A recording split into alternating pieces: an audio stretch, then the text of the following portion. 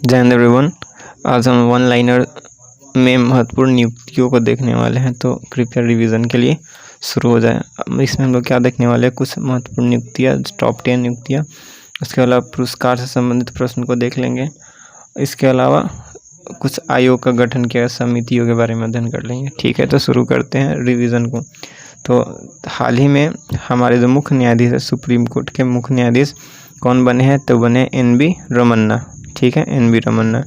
अगर बात किया जाए अगला क्वेश्चन की महान न्यायवादी यानी अटॉर्नी जनरल कौन बने हैं, तो KK Venugopal.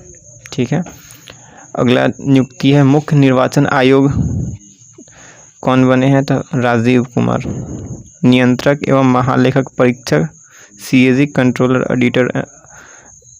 Controller and general editor कौन बने हैं, गिरीश चंद्र मुर्मू, जो कि 14वें नियंत्रक एवं महालेख परीक्षक बने हैं।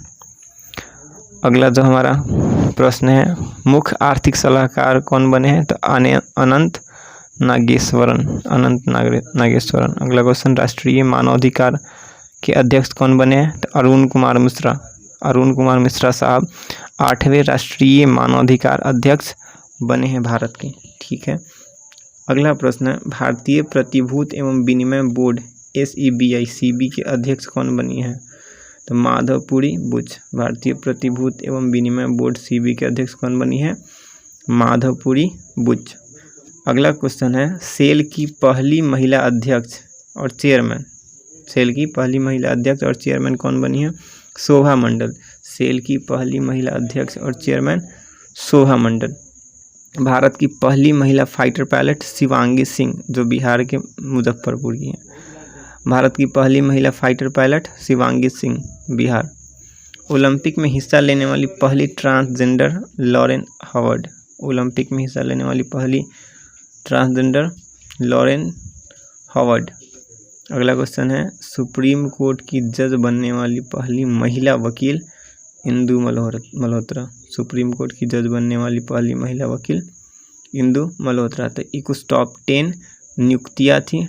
ठीक है, हम डेली इसी क्रम में नियुक्तियाँ को देखते जाएंगे, रिवीजन करते हुए जाएंगे। ठीक है, अब देख लेते हैं कुछ महत्वपूर्ण समितियों का गठन क्यों किया गया और किससे संबंधित है, और उसको याद किस प्रकार से किया जाए उसको समझने का प्रयास करेंगे। ठीक है, तो कुछ महत्वपूर्ण समितियों का गठन किया गया, जिसमें पहला है गोईपोड़िया समिति। गोईपोड़िया समिति बैंकिंग सेवा सुधार से संबंधित है। ठीक है, तो इसको याद करने का तरीका क्या है कि गोर पढ़ना, किस में गोर पढ़ा जाता है, तो बैंकिंग व्यवस्था में, कि हाँ भाई साहब ये मेरा काम करवा दीजिए, है ना, लोन पास करवा, तो गोर पढ़ना पड़ता है। जो मैनेजर है वहाँ का जो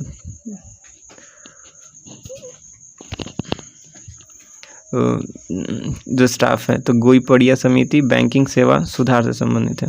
अगला है रघुराम राजन समिति। तो रघुराम राजन चूँकि हमारे RBI के अध्यक्ष रह चुके हैं,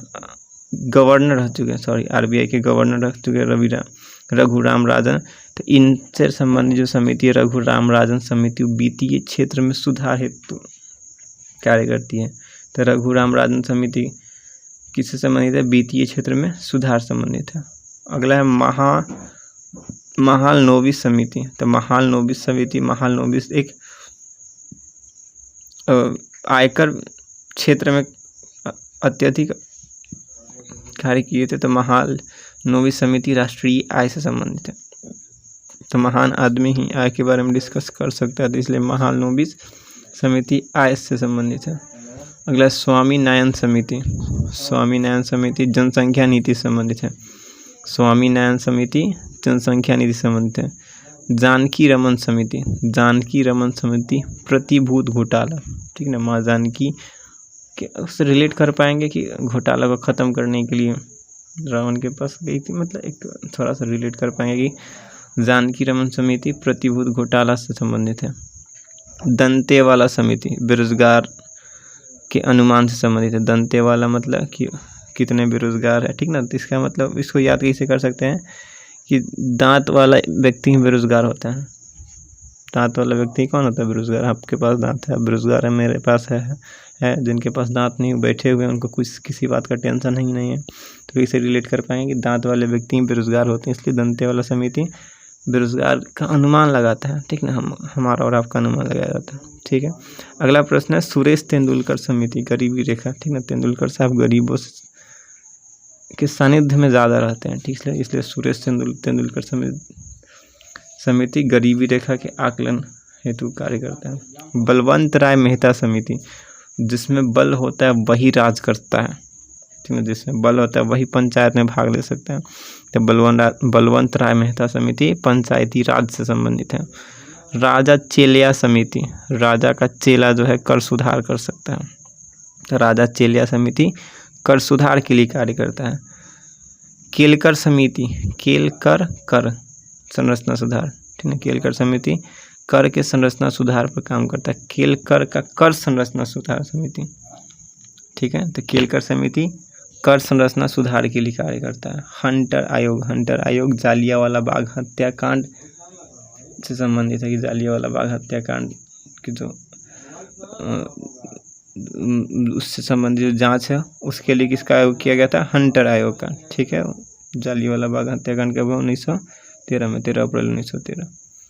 ठीक है, जैन आयोग राजीव गांधी हत्याकांड से संबंधित है, चूँकि राजीव गांधी, हाँ, जैन आयोग राजीव गांधी हत्याकांड से संबंधित है। ठक्कर आयोग इंदिरा गांधी के हत्याकांड से संबंधित है।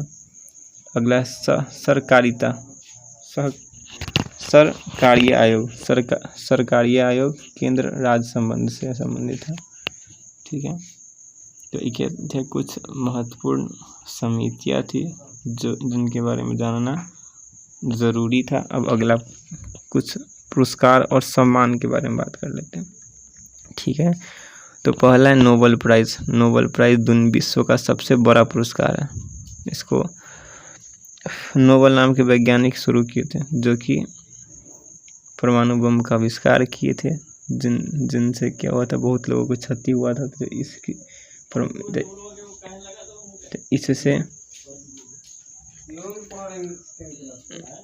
इससे हुए नुकसान का पश्चाताप करने के लिए उन्होंने प्राइज़ देने का सोचा कि विश्व में अलग अलग क्षेत्र में नोबेल प्राइज़ दिया जाएगा। ठीक है, तो नोबेल प्राइज़ के बारे में अगर देखा जाए तो नोबेल प्राइज़ 10 दिसंबर 1900 से शुरू किया गया था, 1900। ठीक है, यह विश्व का सबसे बड़ा पुरस्कार है। कौन? Nobel prize. ठीक है, आगे देखा जाए तो प्रथम भारतीय जो नोबेल पुरस्कार को प्राप्त किए उनका नाम है श्री रविंद्रनाथ टैगोर, या फिर कहीं कहीं रविंद्रनाथ ठाकुर भी दिया रहता है। ठीक है, उन्हीं का टाइटल है। ठीक है, अगर बात किया जाए कब इनको मिला था तो 1913 में। आखिर किस क्षेत्र में मिला था? तो साहित्य के क्षेत्र में क्या किए थे? तो गीतांजलि नामक पुस्तक की रचना की थी। क्या किए थे? गीतांजलि नामक पुस्तक की रचना की थी। उनको किस क्षेत्र में मिला था? साहित्य के क्षेत्र में। और कब मिला था? 1913 में। ठीक है, चलिए आगे देखा जाए। इसके अलावा प्रत्येक वर्ष 10 दिसंबर को नोबेल प्राइज़ दिया जाता है। कब दिया जाता है? 10 दिसंबर को नोबेल प्राइज़ दिया जाता है। ठीक है, अगर देखा जाए तो 2 बार नोबेल प्राइज़ प्राप्त करने वाली जो महिला हैं, मतलब 2 बार नोबेल प्राइज़ किनको अभी तक मिला है, तो सबसे पहले आती मैडम क्यूरी भौतिकी क्षेत्र में। अगला है जॉन बार्डीन, इनको भी भौतिकी क्षेत्र में मिला था। लिनस पॉलिन, इनको रसायन शास्त्र के क्षेत्र में मिला था, रसायन शास्त्रीय। और फ्रेडरिक सेंगर। ठीक है, तो कौन कौन है? Madam Curie, John Bardeen, Linus Pauling और फ्रेडरिक सेंगर। ठीक है, 2 बार नोबेल प्राइज़ प्राप्त करने वाले व्यक्ति कौन कौन है? मैडम क्यूरी भौतिकी, जॉन बार्डीन भौतिकी, लिनस पॉलिन रसायन शास्त्र, फ्रेडरिक सेंगर रसायन शास्त्र। Linus Pauling, Frederick Sanger, madam Curie, John Bardeen. तो इसे याद रखेंगे, मैडम क्यूरी, जॉन बार्डीन और लिनस पॉलिन, फ्रेडरिक सेंगर। ठीक है, आगे अगला जो हमारा पुरस्कार है उसका नाम है ऑस्कर पुरस्कार। ऑस्कर साहब, ऑस्कर मतलब मूवी के क्षेत्र में दिया जाता है। ठीक है, ये 1929 से शुरू किया था ऑस्कर पुरस्कार। ठीक है, ऑस्कर देखते हैं ना, फिल्म निर्माताओं को या फिर एक्टरों को दिया जाता है। ठीक है, अगला प्राइज़ हमारा रेमन मैग्सेसे पुरस्कार। इसकी शुरुआत 1957 में की थी, 1957। ठीक है, यह किस क्षेत्र में मिलता है?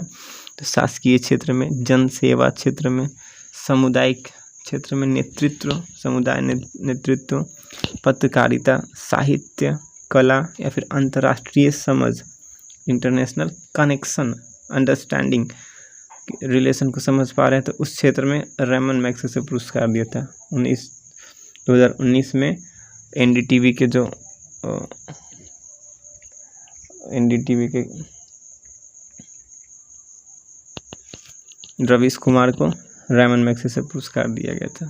ठीक है, पत्रकारिता के क्षेत्र में जो एंकर उनको वहाँ का।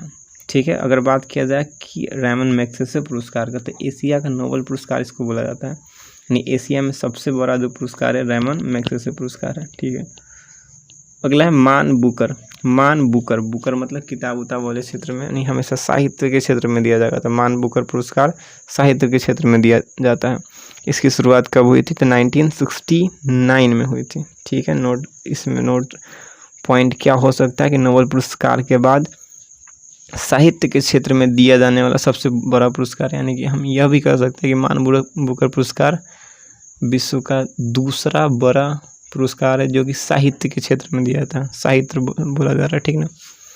अगला ग्रैमी पुरस्कार। ग्रैमी पुरस्कार संगीत के क्षेत्र में, मतलब ग्रैमी मतलब वही जो पुराने ज़माना में जिसमें सीडी लगा कर बजाया जाता है, तो ग्रैमी पुरस्कार संगीत के क्षेत्र में होगा। अगला पुलित्जर पुरस्कार 1917 में शुरू किया गया था और यह विज्ञान के क्षेत्र में दिया जा रहा था, पुलित्जर। ठीक है, अगला कलिंग पुरस्कार, ये भी विज्ञान के क्षेत्र में दिया जाएगा। इसी के आधार पर कलिंगा यूनिवर्सिटी की IIIT का स्थापना किया गया, जो कि टेक्नोलॉजी विज्ञान के क्षेत्र में काम करता है, तो कलिंग पुरस्कार विज्ञान के क्षेत्र में दिया जाता है। ठीक है, कलिंगा यूनिवर्सिटी क्या है? उड़ीसा में। ठीक है, जो कलिंग महाराज थे वो भी उड़ीसा के थे, जो कि विज्ञान के क्षेत्र में पुरस्कार शुरू किए थे, जिसका नाम कलिंग पुरस्कार। ठीक है, अगला धनवंतरी पुरस्कार। धनवंतरी चिकित्सा के क्षेत्र में इसकी शुरुआत 1971 में किया गया था। अगला भटनागर पुरस्कार 1957 में, भटनागर विज्ञान के क्षेत्र में। ठीक है, दादा साहब फाल्के पुरस्कार 1969 में शुरू किया गया, और दादा साहब फाल्के जो कि भारतीय फिल्म के जनक है, इसलिए इनका पुरस्कार भारतीय फिल्म के क्षेत्र में ही दिया जाता है। ठीक है, तो आई होप आपको कुछ कुछ बातें समझ में आई होंगी। अगर नहीं समझ में आई तो घबराने की बात नहीं है, इसको क्या करना है, एज अ सॉन्ग की तरह, ऑडियो की तरह इसको सुनना है। ठीक है, अगर इसमें कहीं परेशानी हो रहा है रिवीजन में और कुछ सुधार करने की ज़रूरत है तो आप कमेंट बॉक्स में ज़रूर बताएं, क्योंकि सीखने सिखाने की दुनिया है, इसमें हम भी सीखेंगे और आप भी सीखें, और साथ साथ हम रिवाइज़ करते चलेंगे ताकि आने वाले एग्ज़ाम में हम इन चीज़ों को नहीं भूल पाएँ। ठीक है, क्योंकि अब जुनून जो है जीत की होनी चाहिए। ठीक है, और ज़रूरी है कि हमें लक्ष्य प्राप्ति के लिए जो आवश्यक चीज़ है सभी को करते रहें। ठीक है, घबराने की बात नहीं है। ठीक है, और एक दो लाइन आपके लिए कहना चाहेंगे कि रख हौसला वह मंजर भी आएगा, रख हौसला वह मंजर भी आएगा, प्यासे के पास चलकर समंदर भी आएगा, ना थक कर बैठ ऐ मंजिल के मुसाफिर, ना थक कर बैठ ऐ मंजिल के मुसाफिर, मंजिल भी मिलेगी और मिलने का मज़ा भी आएगा। ठीक है, तो इसी के साथ इस आज के रिवीजन को ख़त्म करते हैं। जय हिंद।